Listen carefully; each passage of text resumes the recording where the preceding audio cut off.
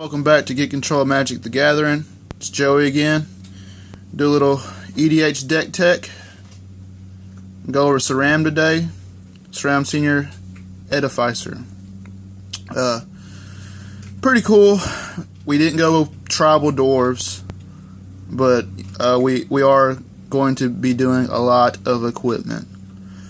Because it reads, whenever you cast an aurora, equipment, or vehicle spell, draw a card. So we're going to be going heavy into the equipment, which that'll be the last thing we cover. For right now, we're going to go into the lands. Run 27 plains.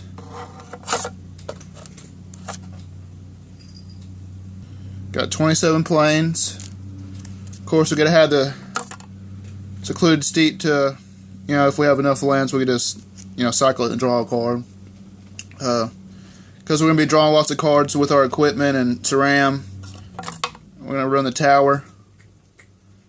And since we're running a lot of plains, I'm going to run the shrine. We're going to run the Emiria of the Sky Ruin. Because we're going to have lots of planes. We're going to have 7 or more planes usually. And that if you have 7 or more planes, you get to return a creature card from your graveyard to the battlefield. And it also taps for a plane, so that's great. We got another cycle land, Desert of the True. I personally like the cycle lands because if you have, plenty of mana, you could always cycle it. So, run Desert of the True. Run Arcane Lighthouse in case, your opponents have lots of hexproof or shroud. Or they equip it, with Swiftfoot boots or whatever. And guess what? You tap it until in turn creatures your opponents control lose hexproof and shroud and can't have hexproof or shroud. So that's great. I love this card because there's a lot of equipment and hexproof creatures, stuff that's hard to get rid of, and with this it doesn't even matter. Run Temple of the False God just to ramp up a little bit. Mimnarch's popular, so we're running Homeward Path. You tap it, each player gains control of all creatures he or she owns. So, say no more, Mimnarch. I'm getting my stuff back. Sorry. Running only a couple rocks. Of course, you gotta have the Soul Ring and Commander Sphere. Go into a couple enchantments here. We're running land tax. Let me read this one out because it's kind of long. During your upkeep, if an opponent controls more land than you, you may search your library and remove up to 3 basic land cards and put them into your hand. Reshuffle your library afterwards. So, if you're not hitting a lot of land, play this. You get 3 basic lands because somebody's gonna have more land than you usually because there's always that green player on the table. Land tax is really good. I love it, and it's only 1 drop. 1 plane, so really good card. Run True Conviction. Creatures you control have double strike and lifelink, to make our stuff a little bit stronger and gain some life out of it. Running Return and Dust. Hate on some artifacts and enchantments because there's a lot going around in EDH. We have a lot of token generators, and we're pretty creature heavy, and though we do have a lot of equipment, we're in quite a few creatures, so we want to make them indestructible. So we're running Make a Stand, Rootborn Defenses. Another way to protect our creatures, Comeuppance. I'll just read this because it's kind of confusing if you don't read it out. Prevent all damage that would be dealt to you and a planeswalker you control this turn by sources you don't control. If damage from a creature's source is prevented this way, Comeuppance deals that much damage to that creature. If damage from a non-creature source is prevented this way, Comeuppance deals that much damage to that source's controller. So, really good against red and, aggro decks. Since we're going to be hitting a lot of land and, it's not bad on ramp. So, threw the White Sun Zenith in there to get some 2/2 White Cat tokens. Sword of Plowshares for some spot removal. Another thing to help us get our creatures back, Acrobatic Maneuver. Exile target creature you control, then return that card to the battlefield under its owner's control. Draw a card. So now we're going to go into our board wipes. You know, wiping the board clean. You got the Fate of Retribution, Wrath of God, and Planetary Cleansing to absolutely wipe out everything. Oh. Open the Armory. Search your library for an aura or equipment card, reveal it, and put it into your hand, and shuffle your library. Since we're running a lot of equipment, might as well go search for some. Approach the Second Sun, you know, just because I like it. I don't think I have anything to play it twice, but, you know, we're at least getting 7 life out of it, and, you know, maybe I find a way to cast it 2 times. That'll be freaking awesome. You just never know in Commander. You could pull off some crazy stuff in Commander. Here's a good old token generated, deployed to the front. Put X11 white soldier creature tokens on the battlefield, where X is the number of creatures on the battlefield. So it costs a lot, but, you know, it's Commander. There's going to be a lot of creatures on the battlefield. So it's all good. And yet again, another way to, you know, get a creature back. Wisp-Weaver Angel enters the battlefield. You may exile another target creature you control, then return that card to the battlefield under its owner's control. And you could also blink, you know, stuff like Stoneforge Mystic, which we're going to get to here in a minute, and, you know, Sun Titan, because those help us get us, you know, equipment. Yeah, I'll just go into Stoneforge Mystic. When Stoneforge Mystic enters the battlefield, you may search your library for an equipment card, reveal it, put it into your hand, and shuffle your library. And you can tap a colorless and plains. You may put an equipment card from your hand onto the battlefield. So that's great. You don't even have to pay the cost for that. And that's why we have that. You know, that's why we run a Wisp-Weaver Angel, stuff like that, to help us get even more equipment. Got the Sun Titan. Sun Titan enters the battlefield or attacks. Whenever Sun Titan enters the battlefield or attacks, you may return target permanent card with converted mana cost 3 or less from your graveyard to the battlefield.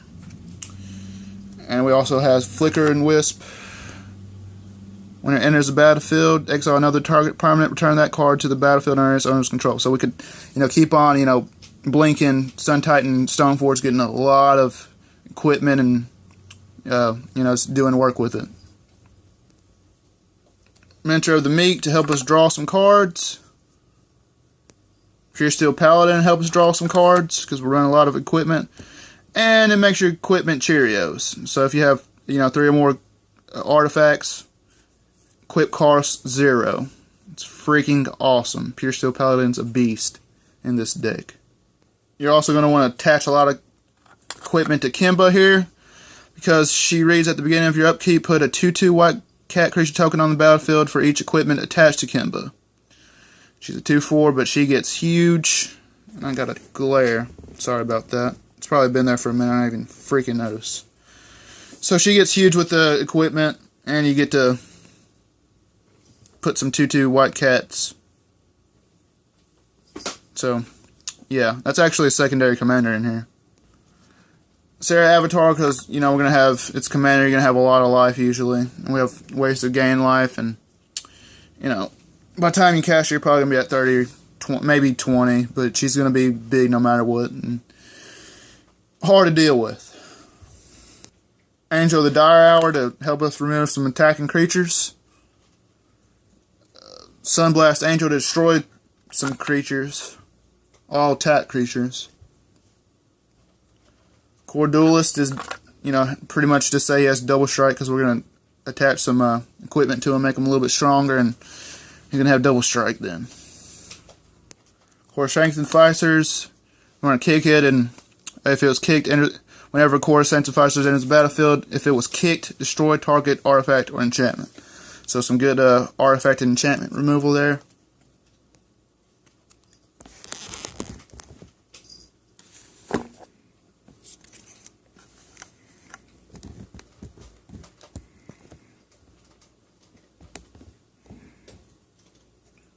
So I had fixed this freaking camera. Since we're going to be running a lot of we're going to be running a lot of token generators. We're going to run Geist Honored Monk here. And it has vigilance. Geist honored monk power and toughness are equal to the number of creatures you control. And when Geist honored monk enters the battlefield, put 2 1/1 white spirit creature tokens on the battlefield. So we have a lot of token generators. She's probably gonna be huge. That glare is absolutely pissing me off. Sorry about that, guys. Just running a lot of creatures. Anointed priest. Whenever a creature token enters the battlefield under your control, you gain 1 life. So it's great. It has also that Embalm 4. Just cool, but you know, I like it because you're going to be gaining life because we're running a lot of creatures and have a lot of token generators in here, so it's going to be, you know, pretty effective. You know, Containment Priest for, you know, Elspeth and, you know, other ways to, you know, create tokens without actually paying mana cost. Or if it wasn't cast anyway, so good way to get rid of some tokens. Ironclawed Slayer to help us get some equipment. Grand Abolisher for all them blue players out there. Knight of the White Orchid to help us get some more mana. Elspeth to, you know, to make some soldier tokens and, you know, all your artifacts, creatures, enchantments, and lands you control are indestructible when you negative 8 her. So really good with this deck. You want a negative 8 her. Because of course you want all your stuff to be indestructible. Now it's time to get into our artifacts and equipment. Pearl Medallion to make your white spells cost a little less. Marble Diamond. You know, really I should have added this with the mana rocks, but I forgot all about it. I had artifacts all separated in piles. But it taps for plane, so, you know, another mana rock here. Oketra's Monument. Because we're running, you know, a lot of white creatures. It costs less, and you get to create a white 1/1 white warrior creature token with vigilance. So why not? We're running all white creatures. Why not, you know, put Oketra's Monument in here? Hedron Archive to help us ramp up a little bit.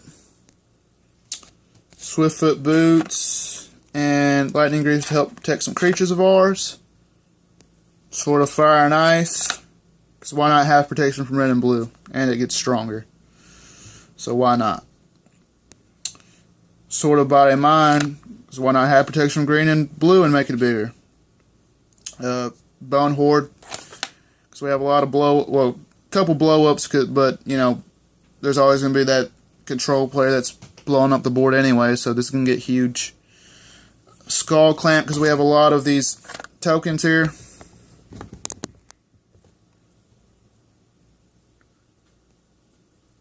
Stratascythe, I'll read this one because it's really freaking awesome.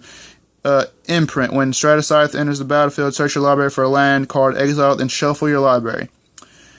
Equip creature gets a 1/1 for each land on the battlefield with the same name as the exiled card. Equip 3. So you're going to be searching for planes, and you're going to have a lot of planes on the battlefield, so it's going to get freaking huge. Got the armor, you know, to make your thing ridiculously huge, and, you know, whenever equipped creature attacks, destroy target permanent. So I don't like your lands, destroy it whenever I attack, or I don't like your Elspeth or whatever you have, and it's going to go bye-bye. Sword of Vengeance. Quick creature gets 2/0 and has First Strike, Vigilance, Trample, and Haste. Equip 3. Yumaswa's Jeet. I hope I pronounced that right. Whenever a quick creature deals combat damage, put 2 charge counters on the Jeet. I'll just say that. Remove a charge counter from the Jeet. Choose 1. Equipped creature gets +2/+2 until end of turn, or target creature gets -1, -1 until end of turn, or you gain 2 life. Equip 2. Masterwork of Ingenuity, you know, to copy our favorite equipment on the battlefield. Locks it in Warhammer to make him a little stronger, and Trample and Lifelink can't be bad. Moon Silver Spear to make some 4/4 white angel creature tokens whenever I attack. Assault Suit, so if, you know, somebody has something ridiculous that you don't have an answer for right away, just equip it so they can't attack you or Planeswalker. And though they gain life, but you know, it's better than dying. So that's why that's in here. Cultist staff to make equipped creature a little bit bigger.